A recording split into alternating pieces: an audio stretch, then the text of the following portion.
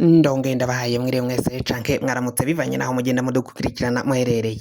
Mwese mudukurikirana muherereye mu bihugu vy'amakungu ya kure cane cane abari ku mugabane w'abanyamerika, abari hirya nino ku mugabane w'abanyaburaya, ku mugabane wa Aziya, mwese mudukurikira muherereye mu bihugu vy'ibibanyi, mu buraruko, mu bumanuko, mu burengero no mu buseruko. Abadukurikira muherereye ngaha mu gihugu cacu c'u Burundi, intara, amakomine, imitumba, ubucimbiri, imisozi bigiye bitandukanye. Bivanye naho buri umwe wese adukurikirana aherereye, mwese ndabahaye kaze. Fyonda subscribe niba ukoresha ururimi rw'icongereza canke niba ukoresha ururimi rw'igifaransa, fyonda sabone hama uca uja ngaha iburyo ufyonda no kwa kantu kameze nk'agakengeri, amakuru n'ibiganiro tugenda tugushikiriza bize biragushikira.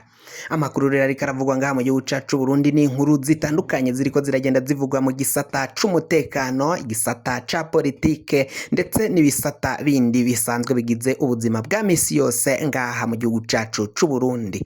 Amakuru reka tuyatangurire mu ngingo y'umutekano. Mu Bubanza umutekano waraye uhungabanye aho imbonerakure zari ziriko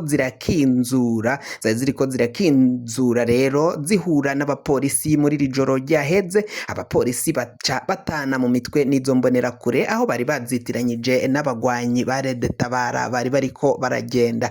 Abapolisi baciye barasa izo mbonerakure, uwitwa Wilson we akaba yaciye ahita ahasiga agatwe, ndetse na mugenzi wiwe umwe muri ako kagwi akaba yaciye akomeretswa n'amasase barashwe n'abapolisi. Abapolisi rero biketse ko ari abagwanyi boba bariko baragenda, baca babamishamo urufaya rw'amasase, bamwe barayirukanka bararokoka batoroka ayo masase baciye baraswa nabo bapolisi. Ako kagwi k'abapolisi kari kariko karakizura mu masaha ya nijoro akuze, ndetse n'izo mbonerakure nyine bahuye nazo zari zihaye gukizura zica zikubitana n'abo bapolisi baca bazirasa. Ubu ngubu rero umutekano ukaba ubandanya uhungabana ngaho mu gice c'uburengero bw'igihugu cacu cuko bivanye nuko hari abagwanyi bariko barajabuka uruzi Rusizi. Mwaravyumvise ikungene bajabutse ngaho mu Cibitoke bakaca baduga baja mu kibira,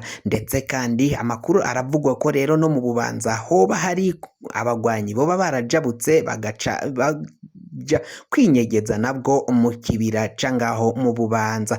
Umutekano rero ukaba ubandanya guhungabana, ndetse abantu bakaba batekewe n'icoba ngaho mu bice bishira uburengero bw'igihugu cacu c'u Burundi, cane cane ibice ndetse n'intara bikora ku kiyaga Tanganyika ndetse n'uruzi Rusizi.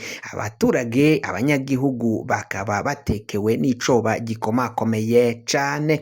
Uyo rero waciye akomereka we akaba kuri ubu ngubu ari kwa muganga, bahise bamujana mu bitaro kugira ngo abashe gukurikiranwa n'abaganga. Uyu Wilson we akaba yaciye ahasiga ubuzima.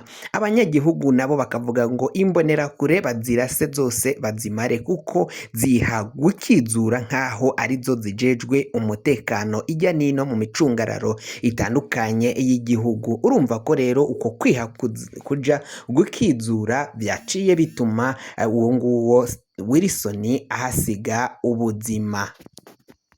Mu gisata ca politike kandi ari inkuru ziriko ziravugwa kuri Agatogwasa ndetse na Prime Niyongabo. Dutangurire kuri izi nkuru ziriko ziravugwa kuri Agatogwasa, aho bivugwa ko yaciye yirukana abanywanyi b'umugambwe wiwe, abanywanyi bashika 11 abashinga amateka baciye bigumura bakaja mu bikorwa vyo kugambana. Bivugwa ko abo bashinga amateka boba bararungitswe n'umugambwe CNDD FDD kugira ngo baje gusambura umugambwe wa CNL. Mwarabumvirije baragiye bagira amanama atandukanye ijya nino, abo tavuga kumwe rero na Agatogwasa. Gwasa akaba bafashe ingingo, Gwasa n'abamushigikiye nyine bafashe ingingo yo gusezerera no kuvana no kwirukana abo bashinga amateka baba 11 bose, bakaba bakuwe mu mabanga yabo yo kuba abanywanyi b'umugambwe wa CNL.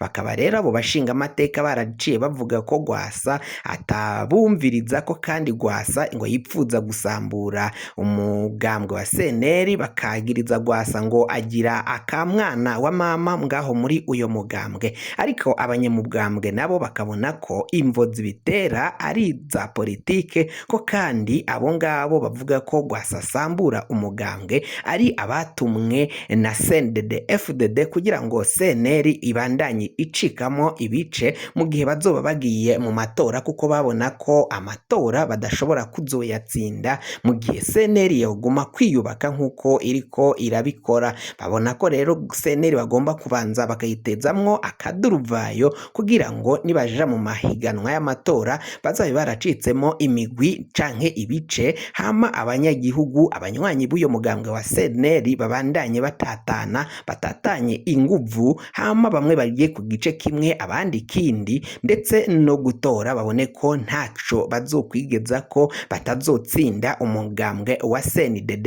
FDD. Rwasa rero akaba yaciye afatanya n'abandi bakaba baciye babirukana muri CNL. Ubutegetsi umushikiranganji ajejwe intwaro yo hagati Martin Niteretse akaba yari yaciye yanka ko abo banywanyi b'umugambwe wa CNL babandanya bagira amakoraniro ijya nino ngaha mu gihugu. Ivyo vyose rero bikaba vyaribonekeza ko kwari ukugira ngo CNL ibandanye isambuka.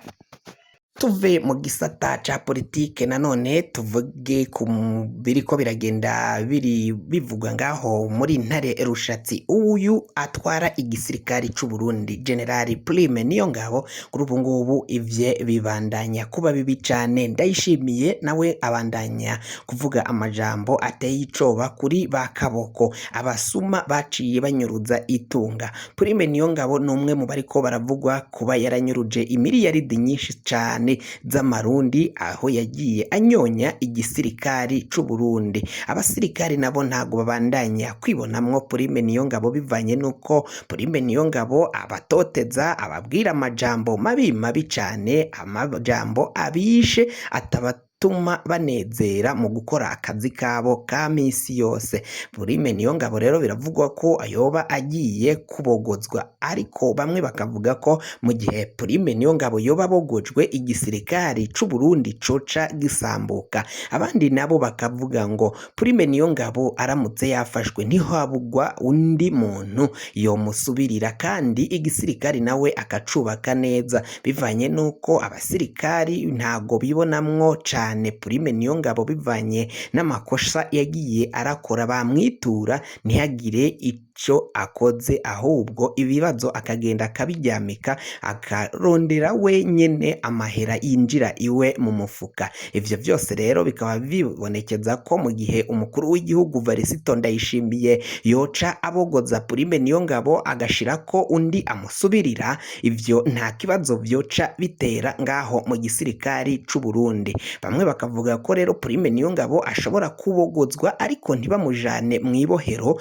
agaca arungikwa mu buserukizi bw'igihugu c'u Burundi, akaja nko mu gihugu c'u Burusiya canke mu gihugu c'u Bushinwa, ko ariho ashobora kuzoja guhagararira igihugu c'u Burundi, akaba ariyo agiserukira nkuko vyama vyabaye mu bandi baba batwara igisirikari canke abandi basirikari bakomakomeye cane bagenda barungikwa mu buserukizi kugira ngo batohava bahanwa canke bakavanwa nyine hafi n'inshingano baba baciye bahabwa n'igihugu, mu kugira ngo hatazogira andi makosa akomeye cane canke mu kubegezayo bakaca babajana mu buserukizi bw'igihugu. Kugeza ubu Prime Niyongabo ntaco yari yasigura kuri ivyo biriko biragenda bimuvugwa ko canke bimwagirizwa ko yoba yarariye amahera, ndetse na Ndayishimiye ari mu gacereri ntago ari kuvuga ico azakorera abo bose, kandi biribonekeza kandi biranazwi neza nyirizina ko Prime Niyongabo yariye amahera menshi cane ayakuye mu gisirikari, ndetse n'abandi basirikari bake ako kagwi batariko baravuga ko bagafasha mu kurya amahera atandukanye y'igihugu, ndetse bayavanye mu gisirikari c'u Burundi, aho kuri ubu ngubu ibintu bibandanya kuba bibi cane kuri Prime Niyongabo ndetse n'ako kagwi kiwe bafashanya mu kurya ayo mahera y'abasirikari.